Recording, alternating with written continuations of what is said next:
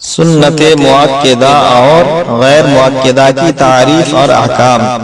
سنتیں بعض مؤکدہ ہیں کہ شریعت میں اس پر تاکید آئی، بلا عذر ایک بار بھی ترک کرے تو ملامت کے لائق ہے، اور ترک کی عادت کرے تو فاسق مردود الشہادہ جہنم کے لائق۔ اس کا ترک قریب حرام کے ہے، اس کے چھوڑنے والے کے لیے شفاعت سے محروم ہو جانے کا ڈر ہے۔ سنت مؤکدہ کو سنن الہدی بھی کہا جاتا ہے۔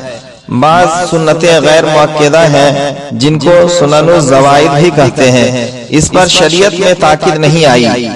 کبھی اس کو مستحب اور مندوب بھی کہتے ہیں، اور نفل کہ جس کا کرنا ثواب ہے اور نہ کرنے میں بھی حرج نہیں۔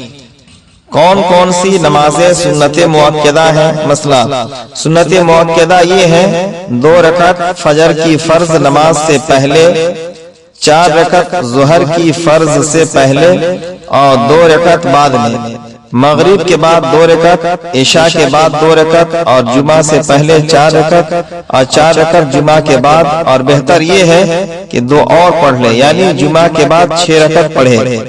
مسئلہ سنت فجر سب سے زیادہ مؤکدہ ہے، یہاں تک کہ بعض علماء اس کو واجب کہتے ہیں، لہذا یہ بلا عذر نہ بیٹھ کر ہو سکتی ہے، نہ سواری پر، نہ چلتی گاڑی پر۔